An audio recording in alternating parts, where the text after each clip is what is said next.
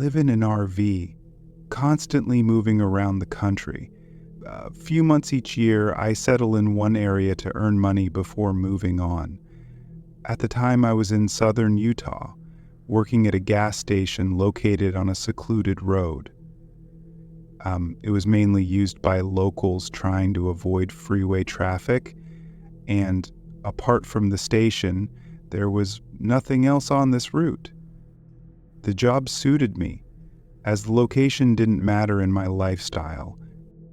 After over a month of working random shifts, I found myself on the 10 p.m. to 6 a.m. schedule.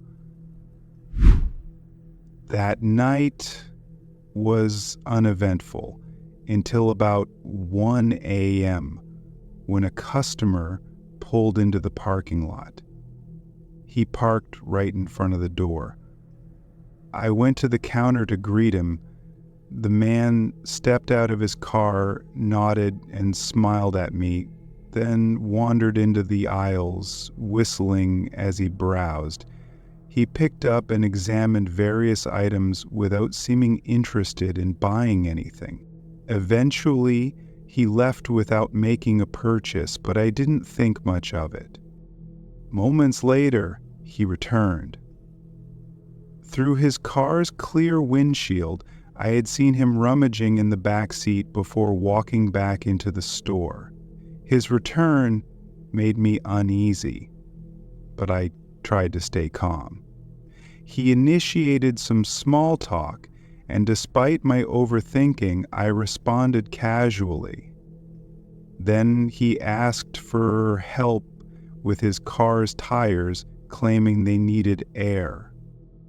We didn't have air pumps at the station, but I carried a handheld air compressor for emergencies. I followed him outside and checked his tire, which turned out to be properly inflated. As I stood up to inform him, I was met with a punch to my face. Stunned, I fell to the ground, and he began kicking me relentlessly. I screamed and tried to shield myself, but the beating was brutal. Finally, he stopped and, to my horror, pulled a knife from his belt. Without hesitation, he slashed my neck. As blood gushed from the wound, I instinctively pressed my hands to my throat, though I knew survival was unlikely. Playing dead seemed my only chance. I heard him return to the store, then later approach me again. I stayed motionless, holding my breath as he looked at me. After what felt like an eternity, he left in his car. Once the sound of his engine faded, I stumbled back into the store, barely conscious. Through my haze, I spotted my phone near the cash register. Dialing 911, I reported my location and injury before collapsing. When I woke, I was in a hospital bed. A nurse called the doctor as soon as she saw I was awake. Memories of the attack hit me, and I checked my neck, finding it heavily bandaged. Miraculously, I had survived, because the knife hadn't cut deep enough to sever any major veins, including my jugular. Surviving was an outcome I hadn't dared to hope for. I had only wanted someone to find my body and inform my family. Grateful yet deeply scarred, I vowed never to work the night shift again, especially alone in such isolation.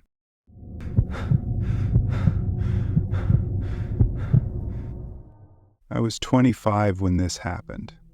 It wasn't my first night shift job, but it was the only one where I worked completely alone.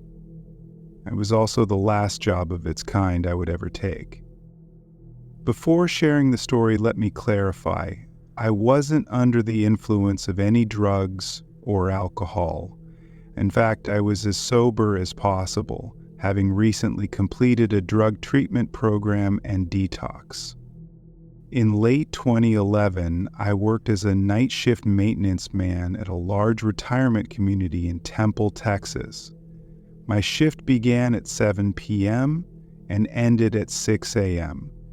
Residents didn't have to leave the community building and return to their apartments until 9 p.m., so for the first 2 hours of my shift, the place was lively.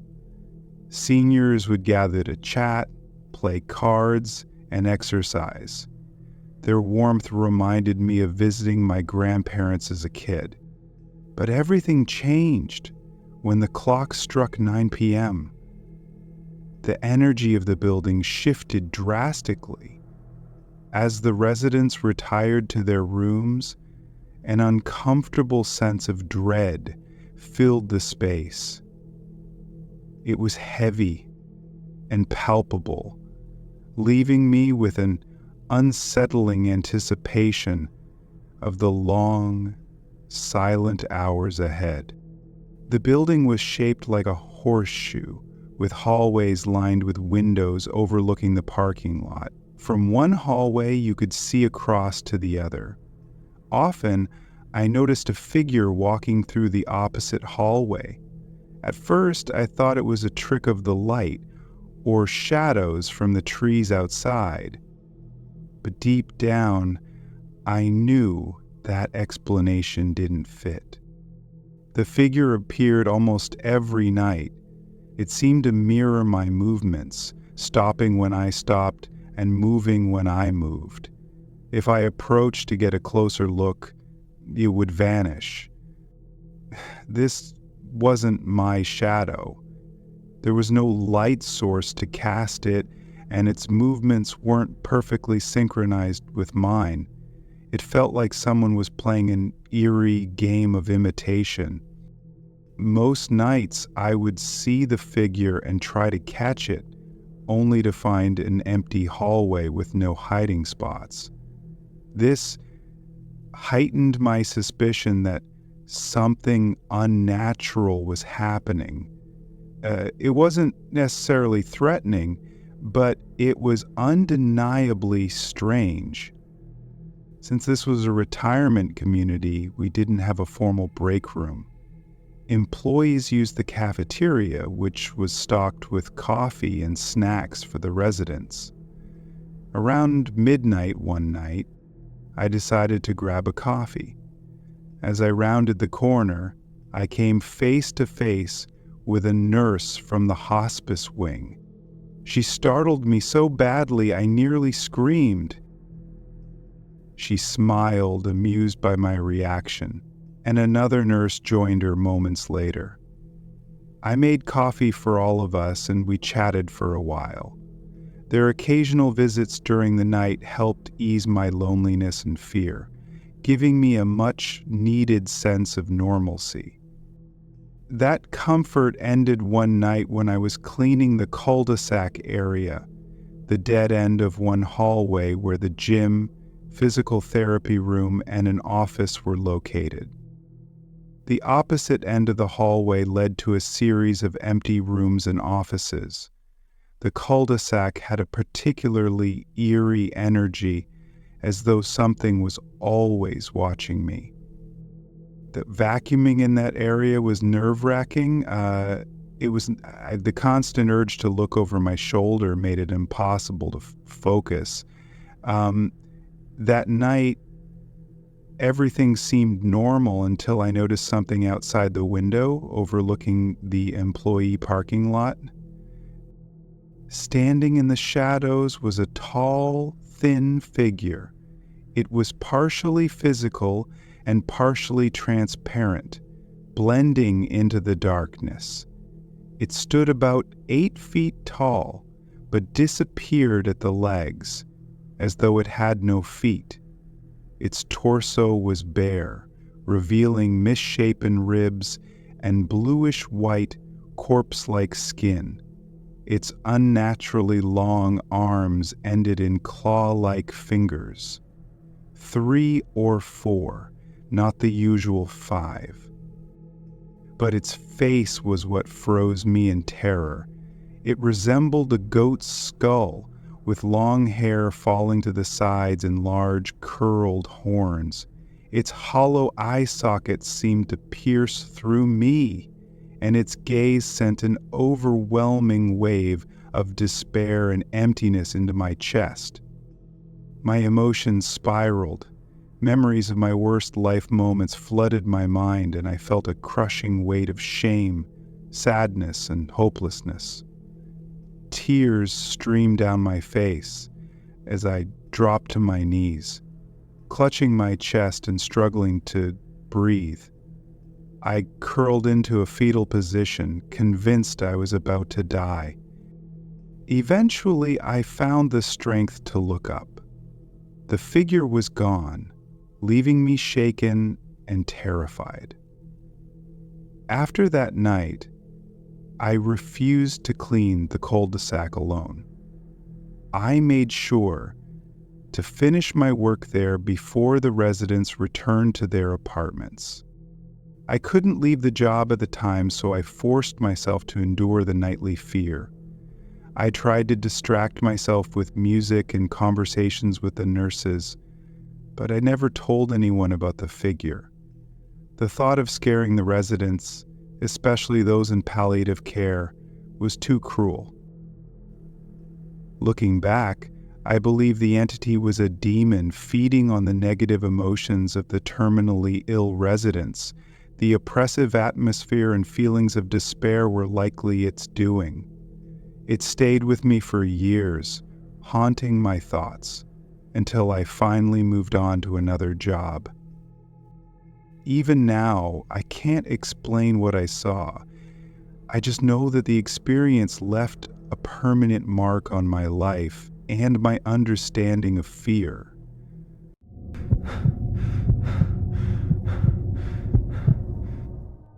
I've been a registered nurse in a general hospital for about 3 years.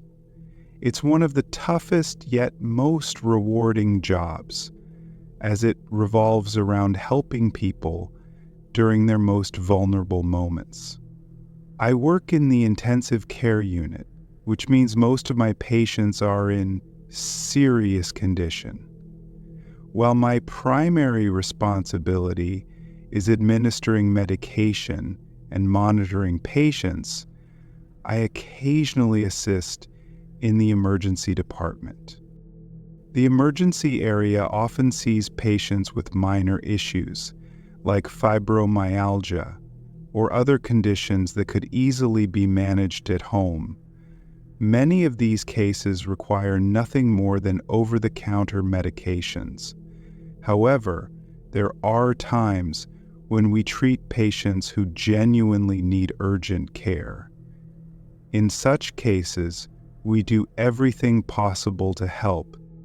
One patient I'll never forget was an elderly man named Wen. He was admitted with a severe bacterial infection shortly after his wife had passed away. Wen was the kindest, most gentle man I'd ever met. Caring for him wasn't just a duty, it felt like a privilege. He radiated a warmth and tenderness that I can't fully explain. Wen often talked about his late wife, sharing stories about how they met and how much he loved her. He also frequently expressed concern for his 3 dogs, saying he missed them dearly and couldn't wait to return home to them. Hearing this broke my heart, as I knew his condition was fragile and he might never see his dogs again. As a nurse, it's our job to provide emotional support to patients. Though not all nurses take this responsibility seriously, though I believe in treating patients with dignity and compassion, knowing that one day I might be in their position, hoping for the same care. One day, Wen looked at me with tears in his eyes and thanked me for everything I had done for him. His words struck a deep chord, leaving me with an ache in my chest. A day later, Wen passed away. I cried for nearly a week. While other nurses were saddened by his death, they didn't feel the same deep grief I did. Wen had become someone I genuinely cared about, and losing him felt like losing a family member. Weeks passed, and though Wen occasionally crossed my mind, I began to move on. Then one night, while discussing a patient's medical history at the reception desk, my colleague asked me to retrieve a piece of equipment from the hospital basement. The basement was where we stored medical supplies and equipment. Though it wasn't common for us to go down there, it wasn't unusual either. I took the elevator, and as the doors opened, I turned on the lights. An uneasy feeling washed over me, unlike anything I'd experienced before. Basements are inherently creepy, especially in hospitals. But this was different. It felt like a heavy dread was radiating from somewhere within, shaking off the discomfort. I walked down the narrow hallway to grab the equipment from a shelf, and as I reached for it, I could have sworn I heard faint footsteps behind me. The sound wasn't like someone wearing shoes. It was the distinct shuffle of bare feet on tile. I assumed it was one of my colleagues playing a prank. We often joked around to lighten the mood, so I decided to call them out. "All right, guys, I saw you. Don't bother hiding," I shouted, hoping to ruin their joke. But no one responded. Shrugging it off, I turned to leave. And then I heard it.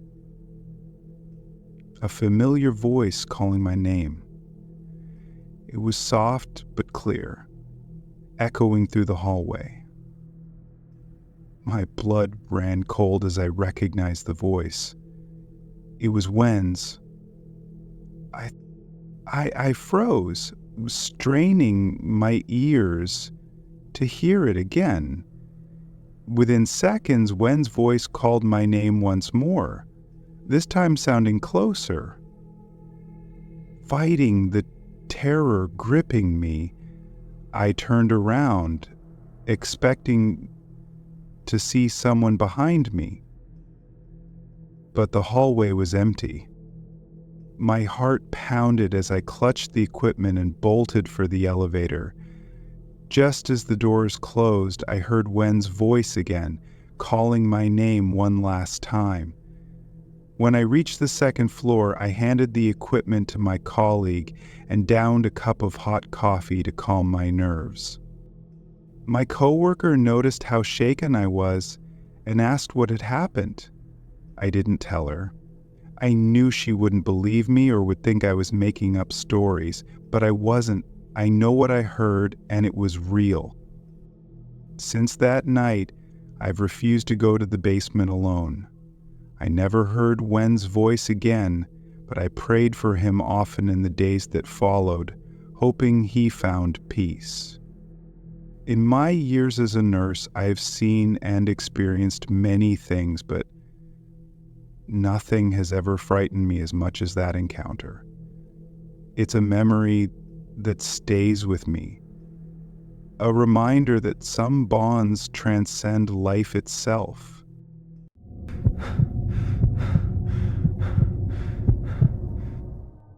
About 10 years ago, I worked the night shift at a 24-hour restaurant. The job had its ups and downs. The pay was decent and the hours were long but quiet. Most of the customers were regular truckers or late-night wanderers craving coffee and pie. My shift was from 11 p.m. to 7 a.m., and for about a year, I settled into the routine. This restaurant was small. Most nights it was just me and Jaime, the cook, a gruff man in his 50s. One of our regulars was a man named David. He was stocky, bald, and wore a thick beard.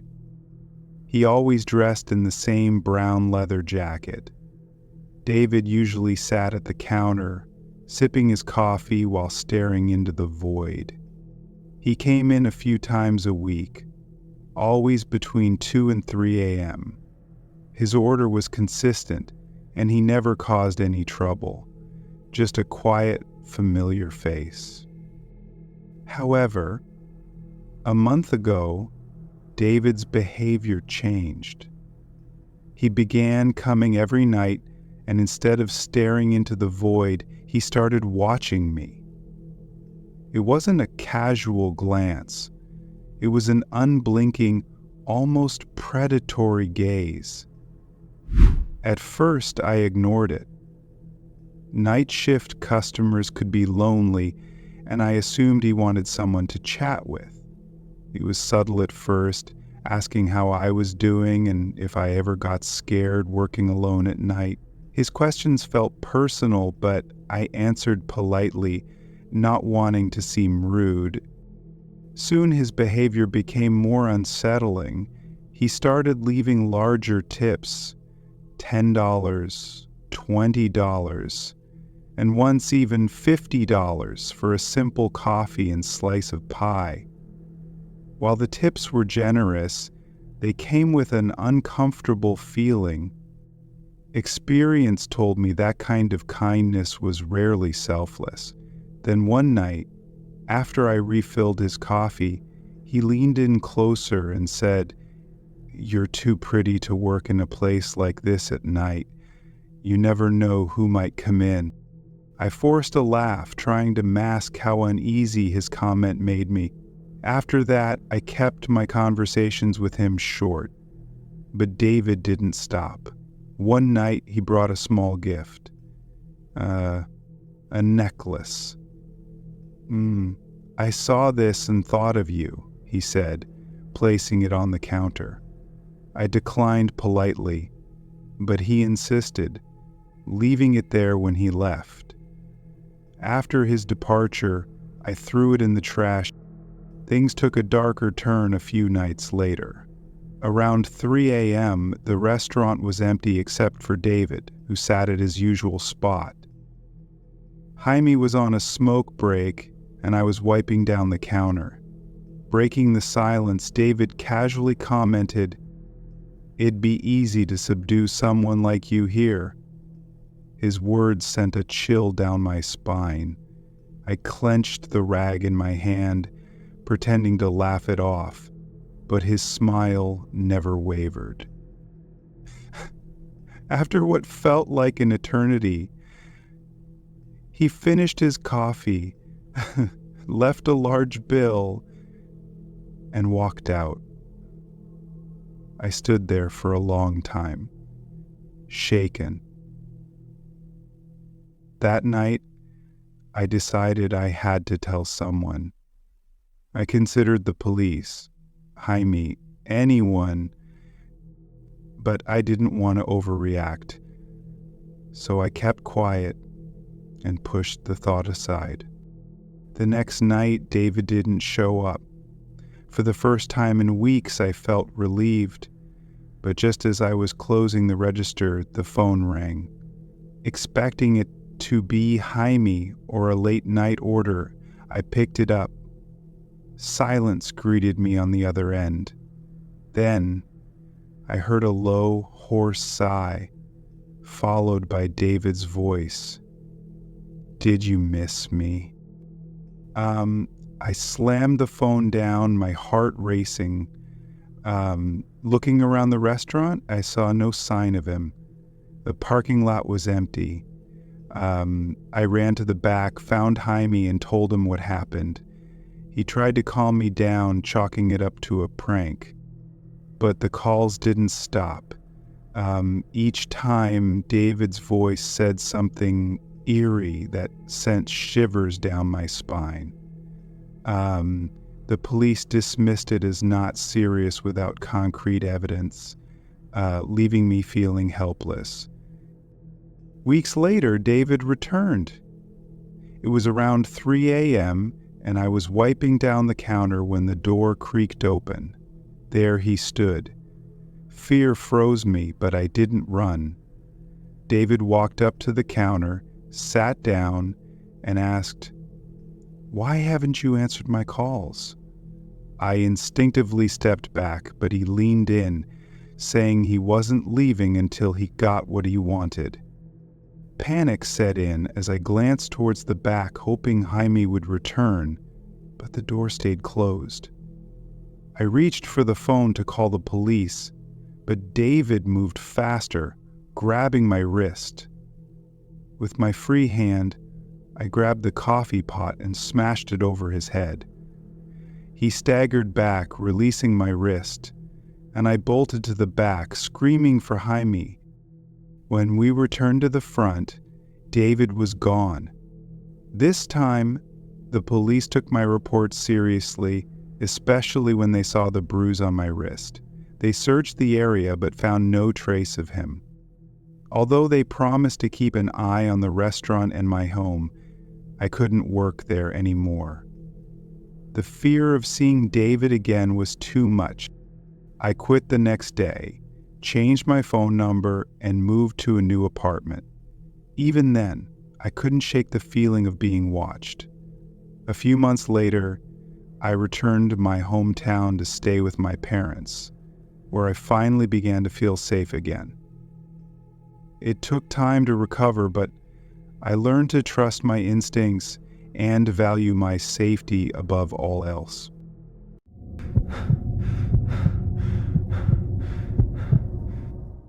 I've been a night security guard for a few years now. It's not a bad job, easy money most of the time. And I've come to appreciate the stillness. In my line of work, a quiet night is a successful one. The building I watch over is a corporate office downtown, one of those sleek glass towers that looks impressive by day but feels eerily desolate at night. Most nights, it's just me. I stay in the security office, monitor the cameras, do a couple of patrols through the hallways, and lock everything up. The routine is monotonous, but I prefer it that way. The steady hum of the building's systems and the soft glow of the monitors have become comforting. Then there's Martin, the janitor on my shift. From the moment I met him, something about him felt off. He's an older man, probably late 50s or early 60s, with thinning gray hair and a way of moving that's almost too quiet. Maybe it's his hunched posture or how he always seems to appear out of nowhere, but I can never shake the feeling that he's watching me, even when I don't see him. At first, it was just a gut feeling. Martin was polite enough, kept to himself, nodded when we passed in the hallways, but over time, the oddities started to pile up. One night, during my usual rounds, I saw him standing in an empty office on the 16th floor. The lights were off, but the faint glow from the hallway illuminated him just enough. He wasn't cleaning, he was standing by the window, staring out at the city. His reflection in the glass seemed wrong, warped somehow.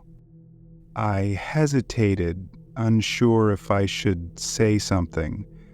It felt like I was intruding, even though I was the one supposed to be there. Finally, I cleared my throat and asked, "Everything okay, Martin?" I tried to keep my tone casual. He didn't respond, didn't even turn around.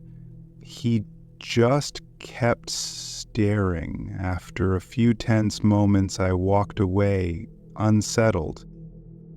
That was the first time I thought something might be seriously wrong with him, but it was just the beginning. In the weeks that followed, more strange incidents occurred. I'd find Martin in areas of the building where he had no reason to be. The janitorial staff had designated zones, but I'd catch him wandering the upper floors at odd hours, sometimes just standing in the middle of a hallway, as if waiting for something. The worst part? He disappeared the moment I rounded a corner. I'd glimpse him in the reflection of a glass door, but by the time I reached the spot, he was gone. Then came the cameras. One night, while monitoring the feeds, I noticed static on one of the screens. That's not unusual, the system glitches occasionally, but this was different. The static would flicker, and then Martin would appear, standing perfectly still in a hallway I had just checked. He didn't move or cling it, just stood there, staring at something off camera. Then just as suddenly the feed would cut out, and when it returned, he'd be gone. Small items started disappearing from my desk. A pen, a key card. I thought I was being careless until I found them in odd places. An unused office supply closet, a stairwell nobody ever used. The night it all came to a head, I decided I'd had enough. I was going to confront Martin. I didn't know if he was playing some twisted game or if something darker was at play, but I needed answers. Around 2 a.m., I saw him again on the cameras. He was on the lower level near the basement, an area he had no reason to be. He stood outside a maintenance room, his hand resting on the door. This time I wasn't just going to watch. Grabbing my flashlight, I headed downstairs. The lower level was colder, the air heavy with the fume of the HVAC system. My footsteps echoed against the concrete walls, amplifying the dread in my chest. When I reached the maintenance room, the door was slightly ajar, but Martin was nowhere to be seen. Inside, the room seemed ordinary. Cleaning supplies, tools, spare parts. But something felt wrong. As I shined my flashlight around, I noticed it. A hidden door behind a large metal shelf. It had no handle, just a keyhole and a rusted plaque that read, "Inside, walk in the shadows of the mortal world." My heart pounded as I found a key on the shelf that fit the lock. Taking a deep breath, I turned it. The door creaked open, revealing a narrow stairwell descending into darkness. The air grew colder with each step, the smell musty and metallic. My flashlight flickered, casting distorted shadows on the walls. At the bottom of the stairs was another door, older and warped with age. I opened it and froze. The small room was filled with unsettling items, photographs, personal effects, blood-stained rags, tufts of hair, even bones. In the center of the room was a rusted cot. On it lay a faded family photograph, Martin's family. Before I could process what I was seeing, the door slammed shut behind me. I spun around, flashlight shaking, and there he was. Martin stood in the doorway, his expression calm, his eyes cold. "You shouldn't have come down here," he said softly. "What is this place?" I stammered. He smiled, a slow, chilling smile. "This," he gestured to the room, "is where I keep the things I care about." I didn't wait to see what he would do next. I shoved past him and ran up the stairs. his footsteps echoing behind me. When I reached the top, I slammed the door shut and locked it. Back in the security office, I called the police, hands trembling as I described what I'd found. By the time they arrived, Martin was gone. The room in the basement was still there, its contents enough to launch an investigation, but they never found him. I quit the next morning. Months have passed, but I can't shake the feeling that he's still out there. Sometimes, late at night, I swear I hear footsteps echoing in empty hallways. Only now, I'm not there to stop him.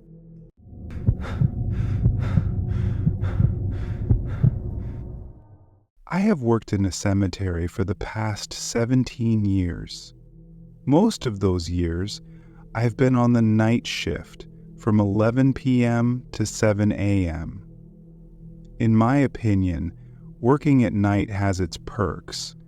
It pays an extra $2 an hour, and there's far less activity compared to the day shift. During the day, employees have to manage burials, prepare graves, and arrange areas for grieving families. A tedious and emotionally taxing job. The night shift, on the other hand, is relatively quiet.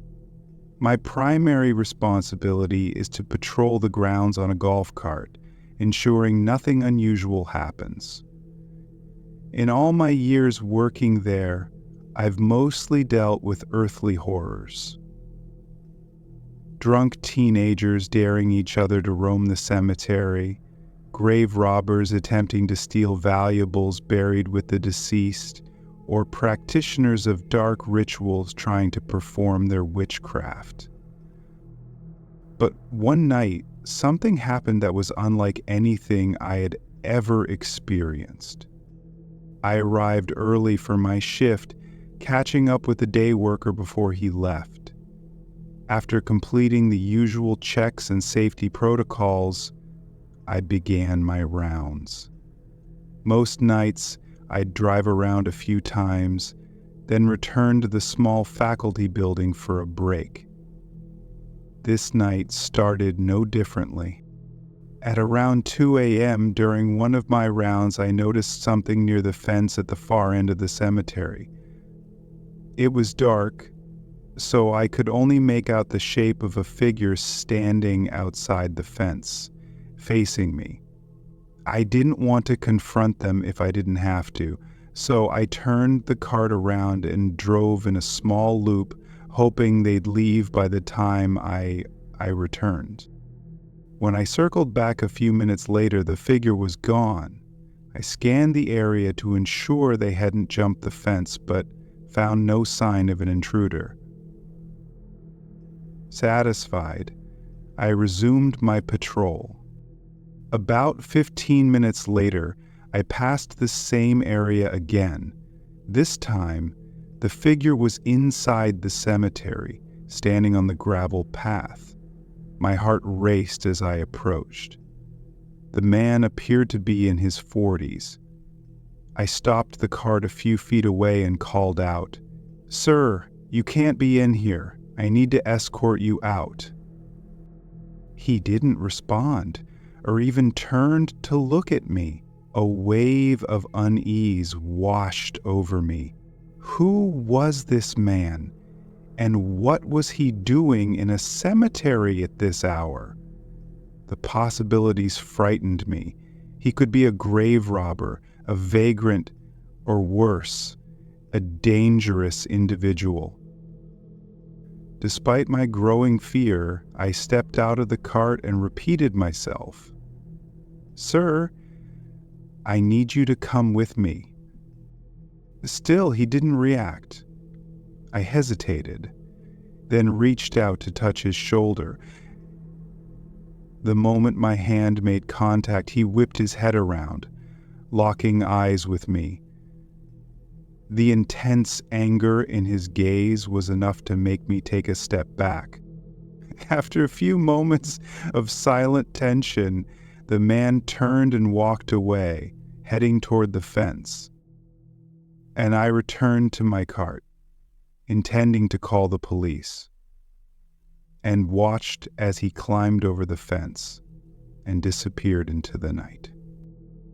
Relieved but shaken, I drove straight back to the faculty building.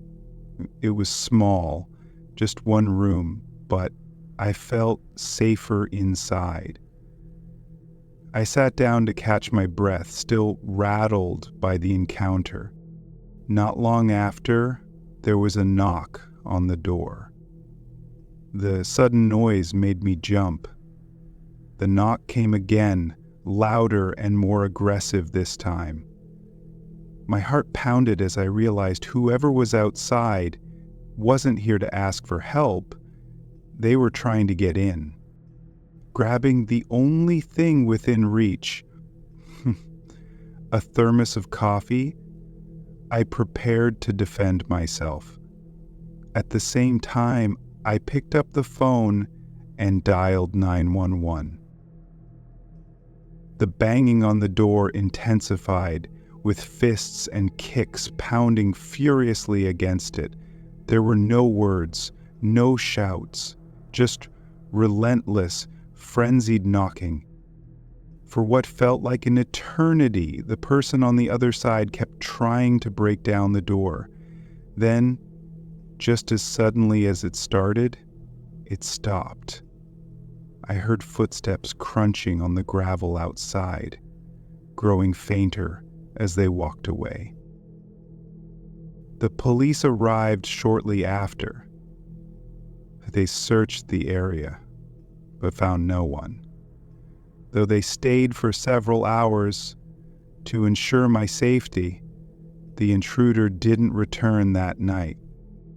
The next day, my manager reviewed the building security footage. What I saw chilled me to my core. Just minutes after I entered the building, the man I had encountered earlier appeared at the door.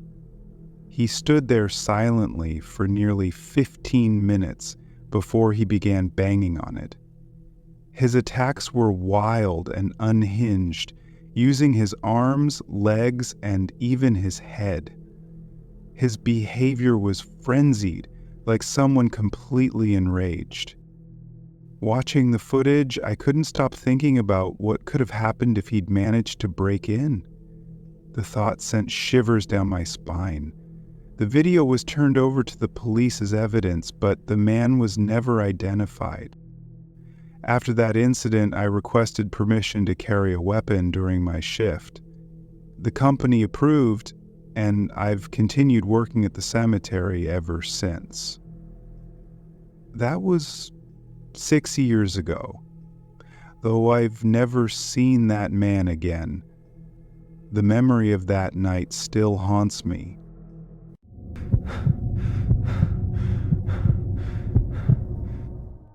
I've been a registered nurse for about 3 years, working in a general hospital. It's a tough job, but it's incredibly rewarding, especially in the intensive care unit, where I primarily care for patients in critical condition, and occasionally I assist in the emergency department, which brings its own challenges, you know. In the emergency department, we often encounter patients who come in late at night with minor issues like fibromyalgia or headaches, conditions they could usually manage at home. These patients don't require much care and are usually treated with over-the-counter medications if they have insurance. However, there are also cases where people genuinely need urgent medical attention, and those moments remind me why I chose this profession. This story isn't about one of those patients. It's about something far more unsettling. It began one quiet night as I was chatting with a colleague at the reception desk. We were discussing a patient's medical history when she asked me to retrieve a piece of equipment from the basement. Hospital basements are typically used for storing medical supplies and equipment, And while they aren't common in all hospitals, they are in ours. I took the elevator down to the basement, turning on the lights as the doors opened. As I stepped out, an inexplicable sense of dread washed over me. I'd been in the basement many times before, but this was the first time I felt something so oppressive. It was as if the air itself was heavier, weighing me down. Trying to shake off the eerie feeling, I walked down the narrow hallway to where the equipment was stored. As I reached the shelf, I heard a faint sound behind me. It wasn't loud, but it was distinct. The soft shuffle of bare feet on the tiled floor. For a moment, I thought it might be one of my colleagues playing a prank. We often teased each other to break the monotony of long shifts. Smiling to myself, I called out, "All right, guys. I saw you. No use hiding." But no one responded.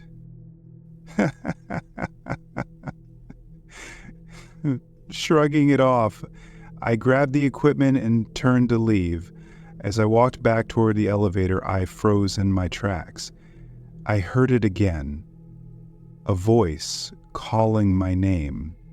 It wasn't loud, but it was unmistakable. My heart skipped a beat as I recognized the voice. It was Wen's.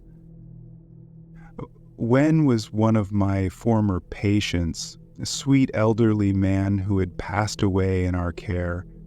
During his time in the hospital, I had grown close to him. His kindness and gentle demeanor had touched my heart. But Wen was gone, and hearing his voice now in this dark, empty basement sent chills down my spine. I stood there, listening, hoping I was imagining things. Then I heard it again. Wen's voice, louder this time, calling my name from somewhere behind me. My body tensed as fear gripped me.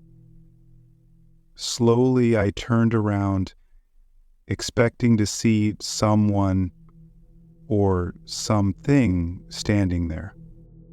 The hallway was empty. Panic surged through me. Clutching the equipment tightly, I sprinted toward the elevator.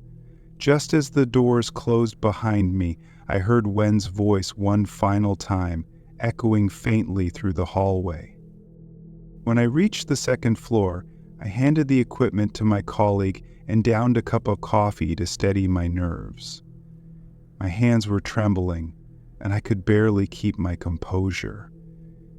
Noticing my distress, my colleague asked if I was okay. I didn't tell her what had happened. I knew she wouldn't believe me, or worse, she'd think I was losing my mind. Since that night, I've refused to go down to the basement alone.